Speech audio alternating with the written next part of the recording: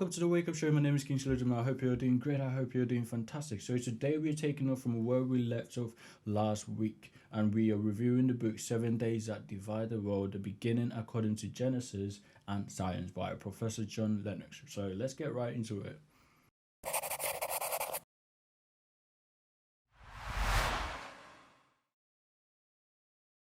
So if you listen to last week's episode, we went through 7 days that divide the world by Professor John Lennox. And if you haven't watched the first part, please, I strongly suggest that you pause this video right now, and I will include the link in this video. Go check it out, and come back and watch the second part.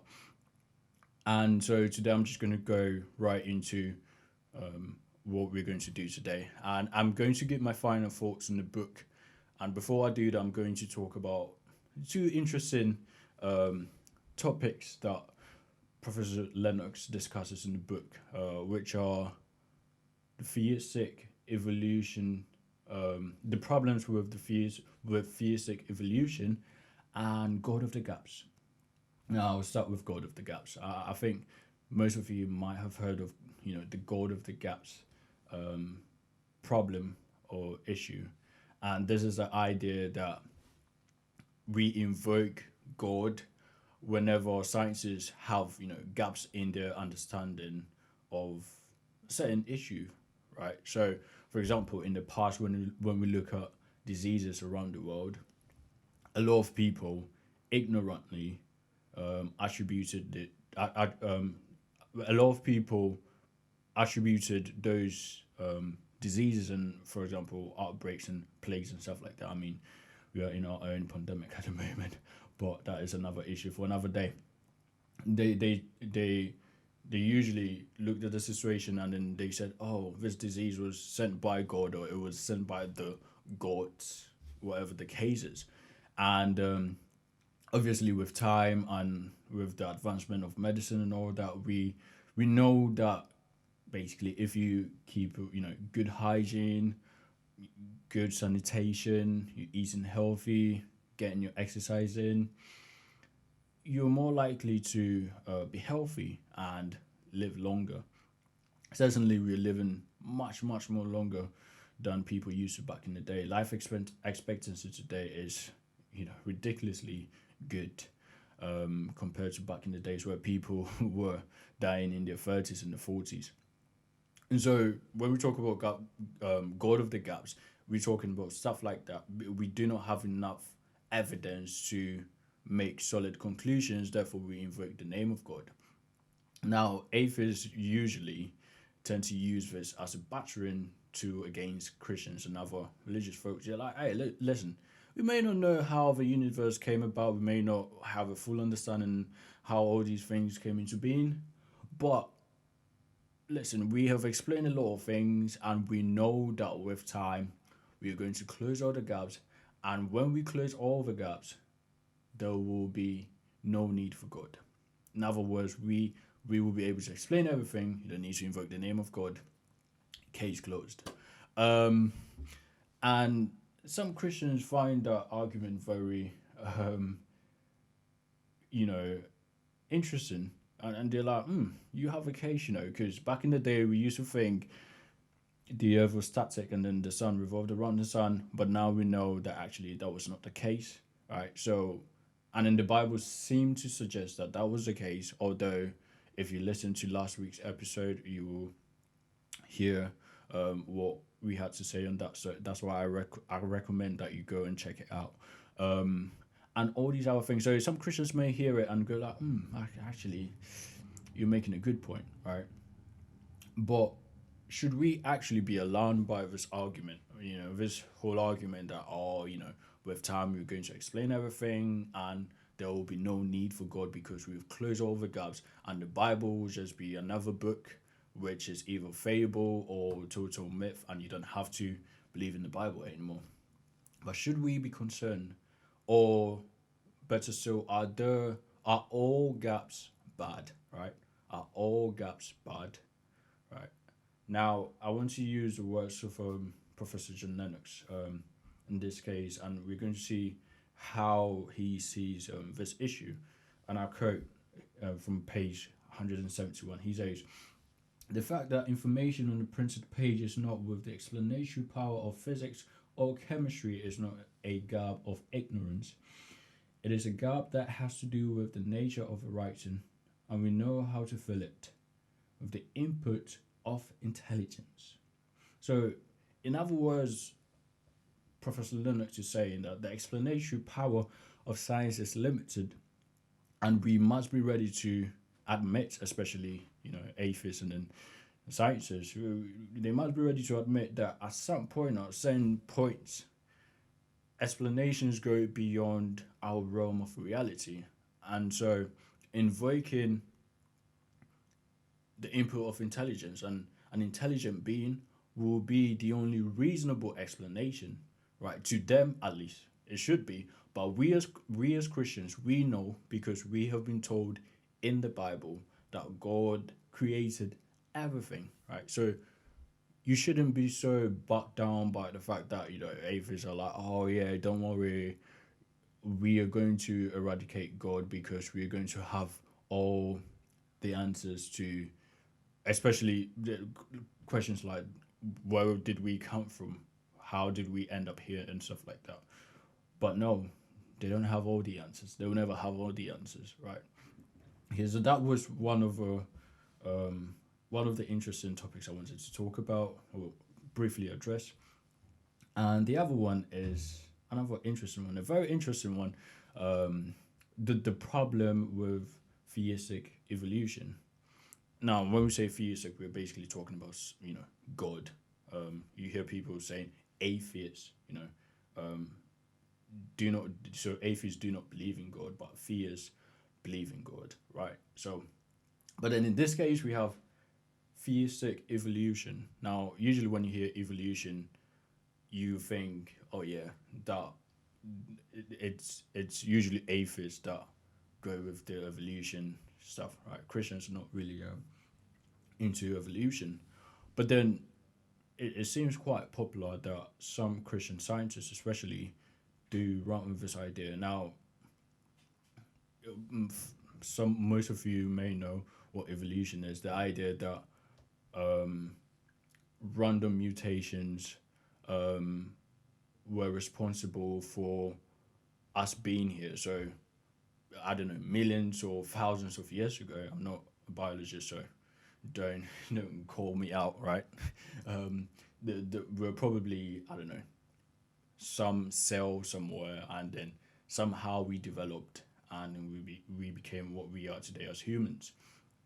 Um, and we know obviously that that is not in the Bible, but then some Christians who happen to be scientists or scientists who happen to be Christian, whichever way he wants to see it, um, go with this idea mainly because of the threat of God of the gaps and trying to be the ones that be the Galileo of our time, if you like.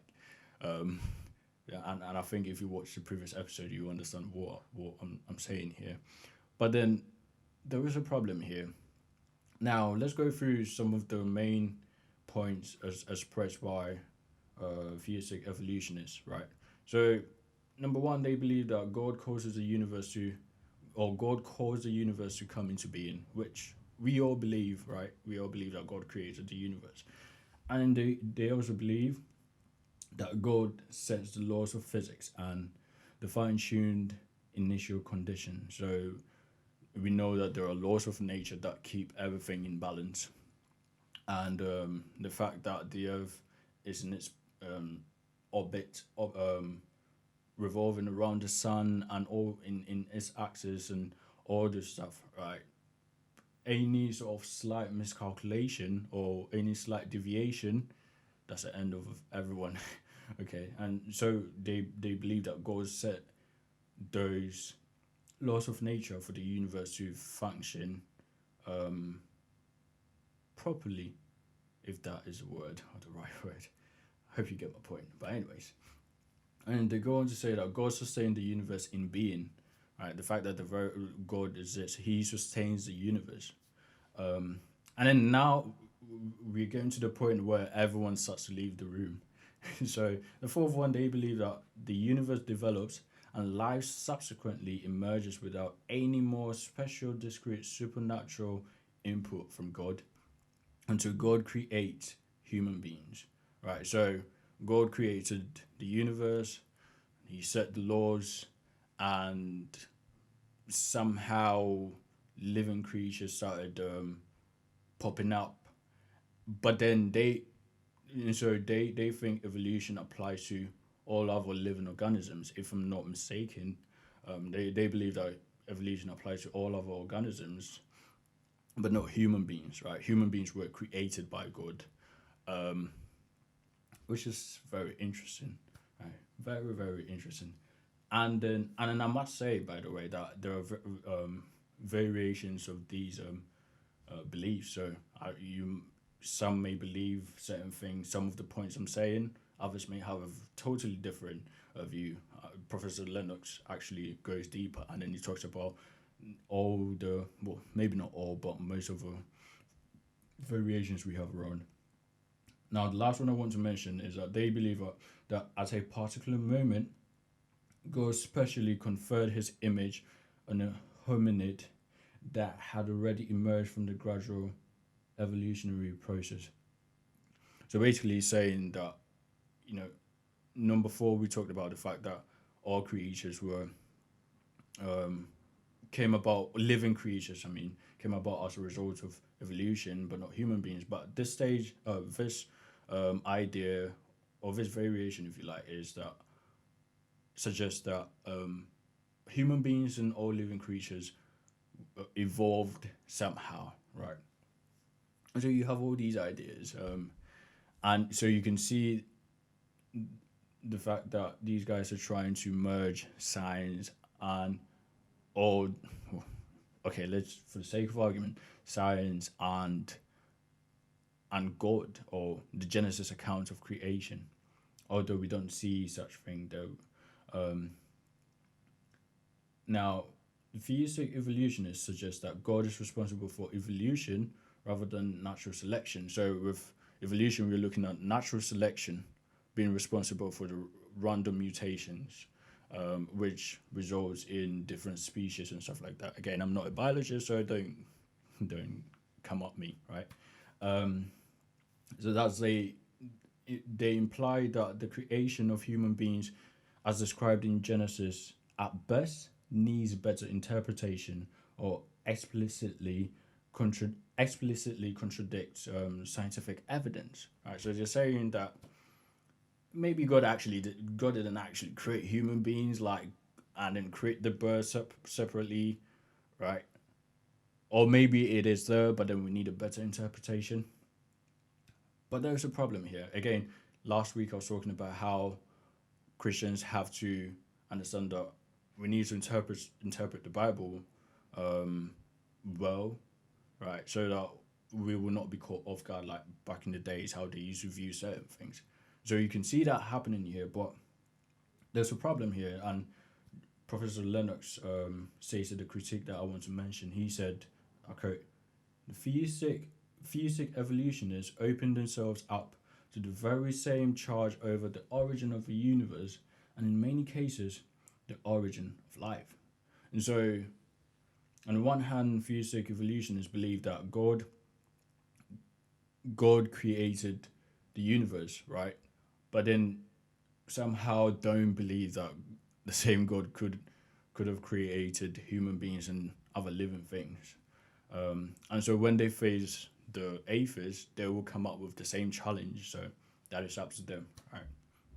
Now, the idea that God created the universe using natural processes may be the case, but was the same process used in the creation of life, right? So God says in the laws of nature, um, and then allowing the universe to essentially come about, right? Depending because of the laws of nature.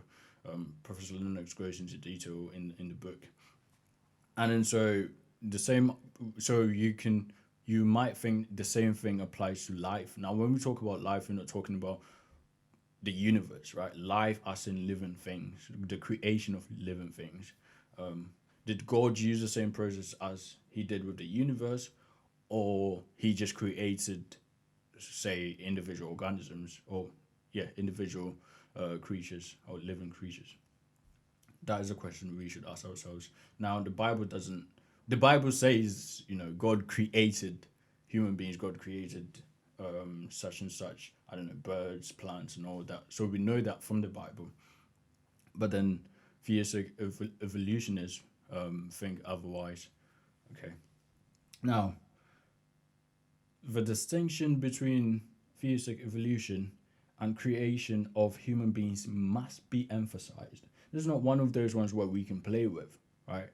When we're talking about the origin of life, because the former, which is theistic evolution, seems to echo the insistence on the part of atheists that there is nothing special about human beings, whereas the latter highlights the fact that humans have a higher status than all created things. We were made in God's image. Right now, I might be overstating um, the stance of the theistic um, evolutionists. Right, I might be overstating it, but whichever case, they are very close to the more. They're very close to the idea that human beings are just, some cells going about, some meat going about. They're no different to animals and stuff like that. They're very close to that idea compared to, at least from the way they argue, they might not believe that personally, but then from the way they argue, their ideas somehow lines up with that sort of atheistic worldview, right? And so that is a problem. And we shouldn't take that for granted. Now, in Genesis, we know that we are created in the image of God, and we should always make that distinction. Human beings, we are different from all other creatures. It doesn't matter what the animal rights activists tell you, we are different, right? So don't treat human beings better than you. Well, treat animals well. Don't go and then brutalize animals, but don't prioritize animals over human beings, right? I'm just gonna leave it there because we're digressing. Now we see this in Genesis, like the the difference between human beings and other creatures. In Genesis 1 verse 26, Genesis 1 verse 26 implies that we were created in the image of God and in his likeness. So we have that in Genesis 1:26, spelling out the difference between human beings and animals or other living creatures. Number two, the phrase, and the Lord formed man in Genesis 2 verse 7 suggests that God took a more hands on, a more active approach in the creation of man. Now, I don't mean literally, right? It is just a way of showing that God was much more involved, right? In other words, God took a special interest in us compared to other living creatures. So when you look at, God creating other things or other living things, right? We usually hear, let there be, or let the earth bring forth vegetation, or birds, or cattle of the same kind, and stuff like that, which is a more passive way or passive approach to creation. So we see that God was much more interested in us, human beings, right? And he had a vested interest in us, and he had a very distinct role for us as human beings. So it is interesting, and we must thoroughly examine the claims of the theistic evolutionists. I'm not saying that they're not godly men, and people who are prominent scientists. They do hold these views, and I just feel like there needs to be much more discussion around this topic. So, um, those are the two topics I wanted to quickly mention. And my final thought on the book, I think this was an eye opener, as I said in the first part, and I strongly recommend this book for everyone. Now, this is not a promo. I don't know Professor John Lennox in person. I wish I did. I mean, he's one of the greatest philosophers of our time, Christian philosophers of our time. And I was going to meet him one time. I was going to meet him just before the lockdown, and just so happens that on the day that I was supposed to go for one of his conferences, lockdown happened, and anyway, I don't want to remember, that day. So, but my final thoughts, this book really taught me how to be very humble in when it comes to my interpretation of the Bible. The fact that what I'm seeing might not necessarily be what the Bible is actually saying or what the author of the text is actually saying. It also taught me that, hey, listen, sometimes we interpret things wrongly, and we have to be willing to look into issues when the evidence is saying otherwise, right? Or the evidence is in somehow opposition. It might not be that the core concept is, in conflict, but then the evidence is such that maybe we have been interpreting certain things wrongly. And I also think it really opened my eye to the fact that Christianity and science is not in opposition. I can't speak for other religions, so but Christianity and science is not in opposition, and you can be a scientist and a Christian at the same time, because both are complementing each other, right? The science is telling us how the universe works, and then God is telling us the meaning, right? The meaning behind the universe, or our lives, our personal lives. And so yeah, those are my final thoughts on the book, and I strongly recommend it. And I hope you have learned something. And next week we're doing another book review. That might be our last review, and then we move on to another segment, because it takes a lot of time to prepare for the book review, and I want to keep this going. So do share, do like, do comment, and I will come your way next week with, let's see, 2084 by Professor John Lennox. Yes, you'll be hearing a lot about Professor John Lennox on my show. So 2084, we're going to do that review. I'll try to keep that shorter. So thank you very much for joining me today. I hope you're all blessed. I hope you all learned something, right? And I hope you will all use this as an opportunity to learn a bit more. And I'll see you all next week. Same time, same place, same face, same sport. All right. Like, comment, share, subscribe. I'll see you all later. Goodbye. God bless you. Godspeed.